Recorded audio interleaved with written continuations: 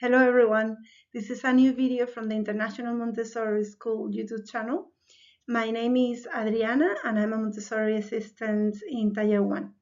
On this video I'm going to talk about boredom and why as parents you shouldn't be scared, you shouldn't feel scared of letting your children get bored.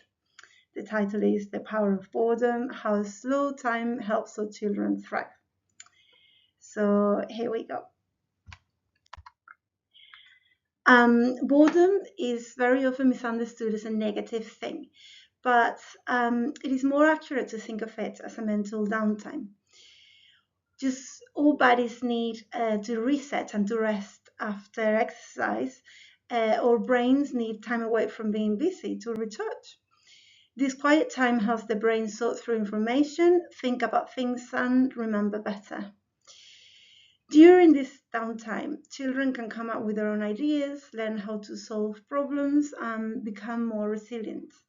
Instead of trying to avoid boredom, it's important to see it as a helpful break that helps our brain grow and keep healthy. Right, so screens like video games and YouTube videos and cartoons show things really quickly and keep brains excited the whole time. Their bright colors and fast movements grab their attention, making it hard for their brains to calm down. And this constant excitement makes the brain release dopamine, which is a chemical that makes them feel very good.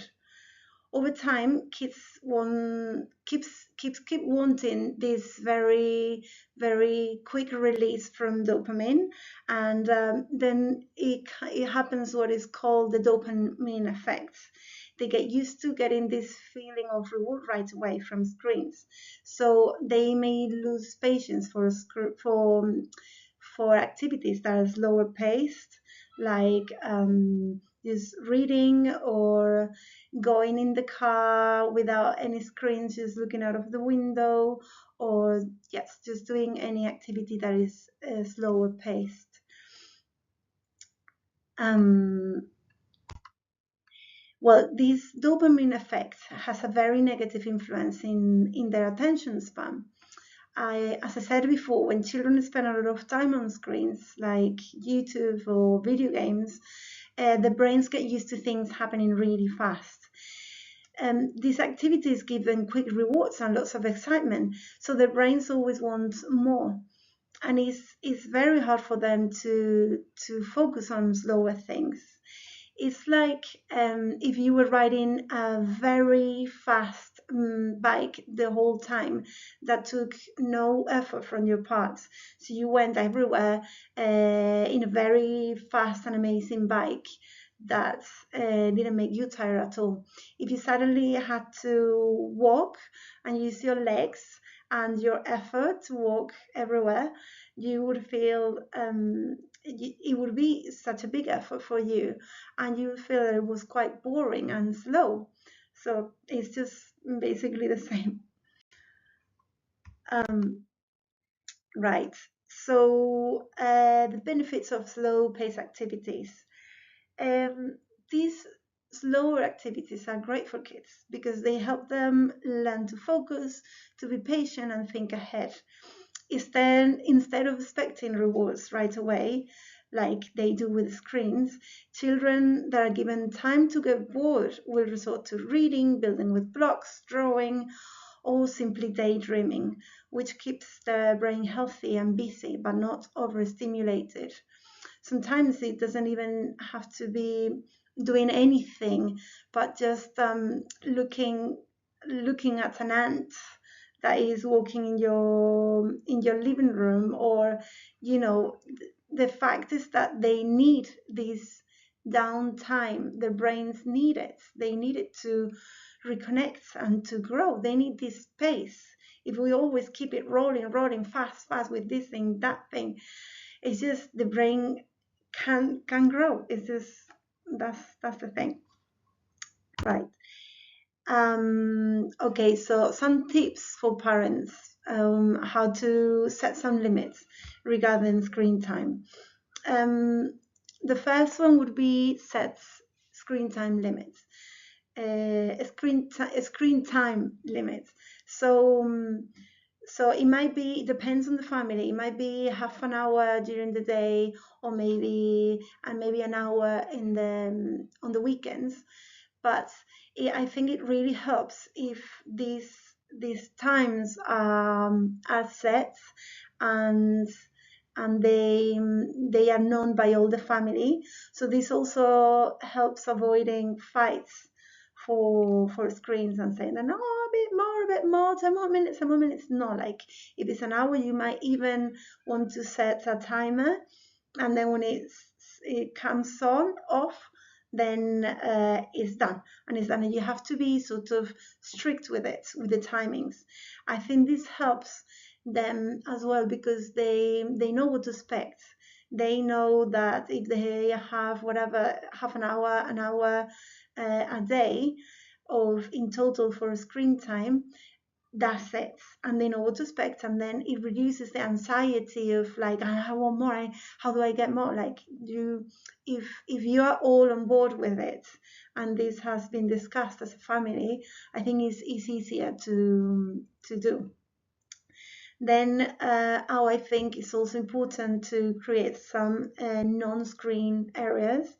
So they might watch TV or YouTube or video games in, I think, the living room, or the areas where the whole family are. They are the best, really, because that means that the parents also can see what the children are doing. So, so it's in the living room, and that's it. You cannot take the phone, or you cannot take the iPad to your bedroom or to any other room in the house.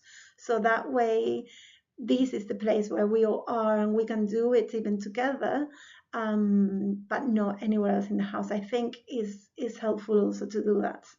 And of course, encouraging outdoor play, because even reading or writing or doing all these things, they are great activities, but it's just children need movement, and without physical movement, also their brain can't balance out. So it's very important, whether it's to the beach or the countryside or just to the playground, they need to jump, they need to scream, they need to do things that they're not allowed to do at home, and they should go out every day, at least, I don't know, half an hour if you could, but they need it. They absolutely, their brain needs it. Then um, so this, I said, give free time for unstructured activities. It is very important to, in today's society, children have very structured days.